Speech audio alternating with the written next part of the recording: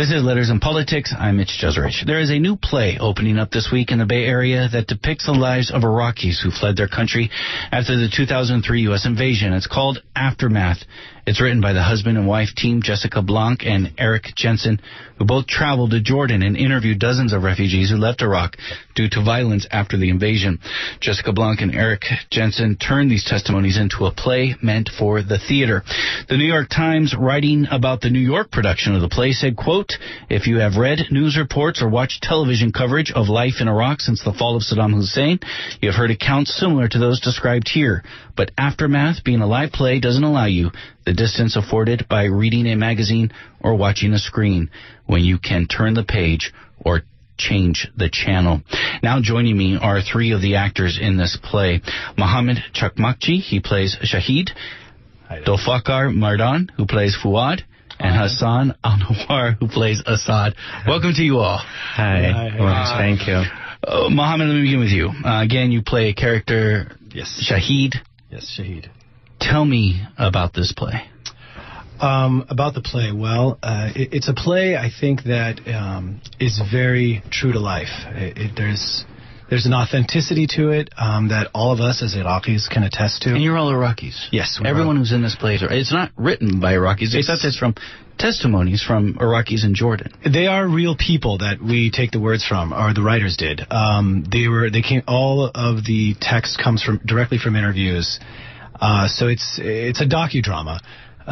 These aren't made up people. I think the names have been changed, but basically, in our discussions with the writers, these are real people, and the play is very true to life, very authentic, and all of us, 8 of the 9 actors, I should say, are Iraqi, not the entire cast, but 8 of us are, yes. 8 of the 9. Well, we have one Persian, honorary Iraqi, I call him.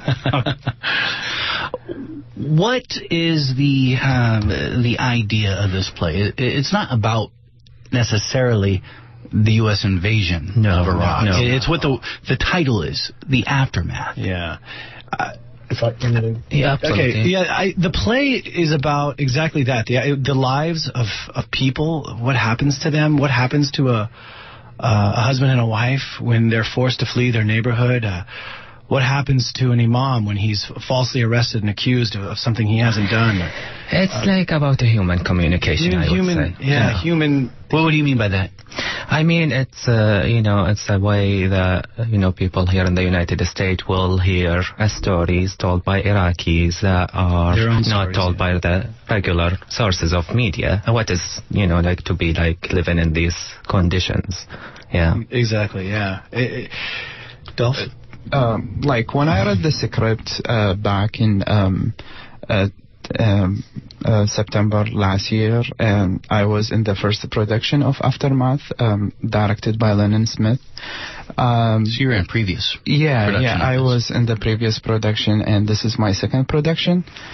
I feel like I traveled with time when I read the script, with all the details and life details of the characters inside it. I like went back in time and like remembered all the memories and why I traveled to Dubai and then came to United States. It's like very true stories, and like you don't hear them in the media, you don't like listen to them in the CNN or BBC.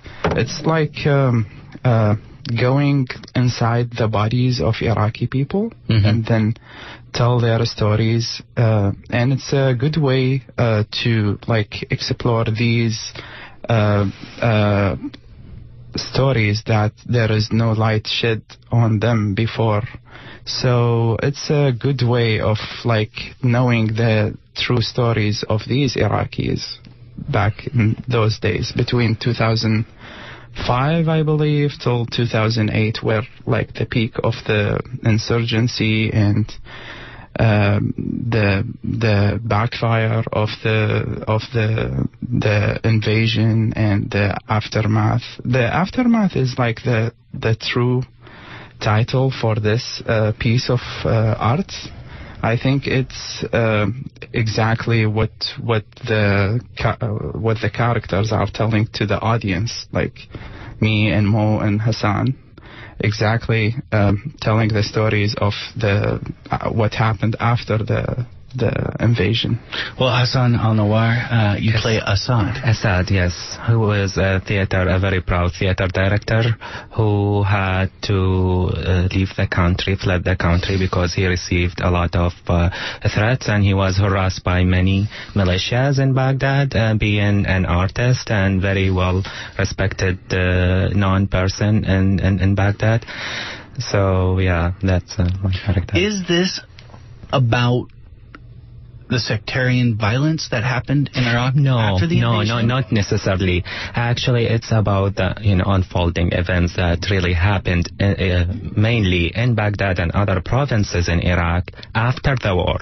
How insurgents start smuggling to Iraq and threaten people, and people that we don't know. I was in 2003 in Iraq when all of that happened. In Baghdad. Were in Iraq? Yeah, I was there in 2003.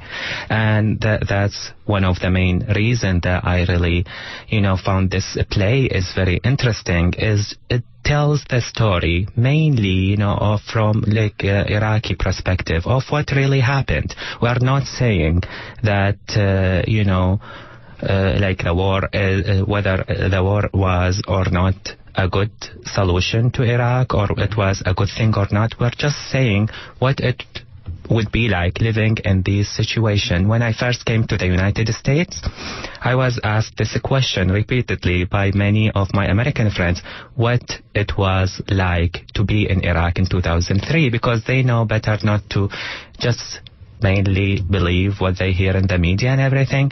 So that's very much what the play is about, is telling story from an artist's perspective, which is my character, a doctor, a cook, which is Fuad, Shahid, who is the interpreter, who was involved with Iraqis and Americans at the time. So, and let the audience be the judge, because nobody really know what exactly did happen. Did you leave because of the aftermath?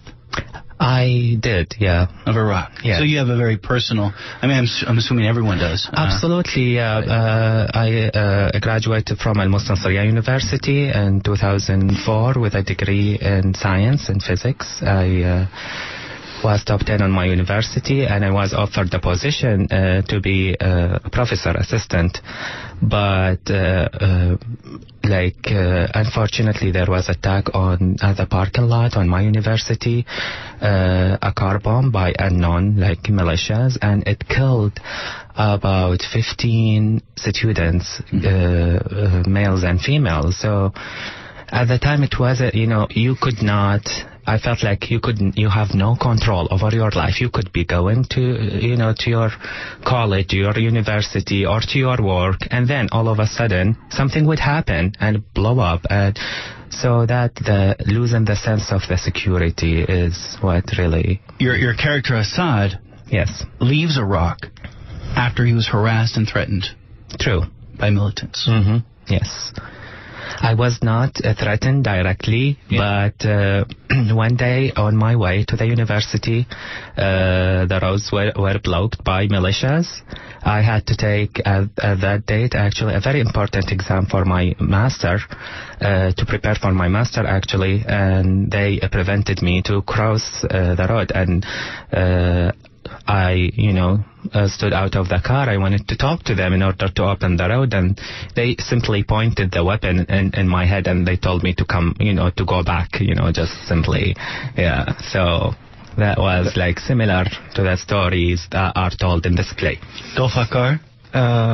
It's actually... You're from Iraq? Yes, I am from Iraq. So Hassan is from Baghdad. I'm from Basra, which is the south. Yeah. We have shared borders with Kuwait. It's the same here. I left Iraq. I graduated from College of Engineering in 2002. So, after you graduate, you wanted to work and apply your knowledge. So I worked with an American company in 2003, right after the invasion. And then, I was doing fine, actually, 2004 and like first half of 2005, and then insurgency started to be like something not you cannot sleep over and you cannot ignore.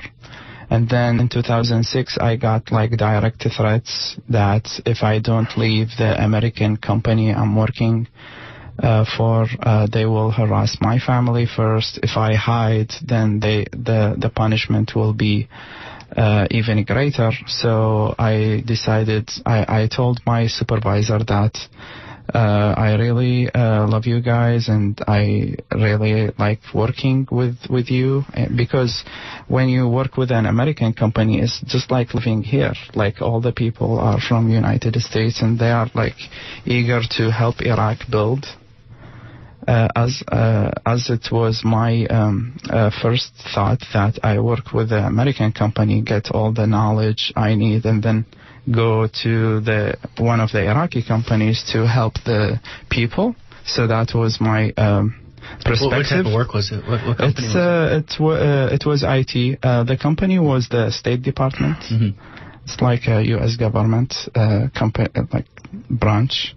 And then I told them I have to leave because I got this threat. Actually, it's like a piece of paper. So they put it on my car, on the windshield of my car. Like I used to drive to the palace, the Basra Palace. So it was amazing. If they know my car and if they know my, so I have another threat on the email. So if they know my personal email, they know my car, they are like truly know what's going on, and then they've been monitoring me for a long time. So I didn't take the risk. So I told them I'm gonna leave, and it's not only leaving my job, so I have to flee outside because I have one of my friends I was telling Mo about. He quit his job, and after 6 months they killed him actually. So I don't know, like they want us to quit, and then there is a lot of chances. There is big chance that you're gonna get killed. Not too many people exactly in Iraq exactly that don't know somebody who was killed. Mm-hmm. Right. True. Yeah, that's true.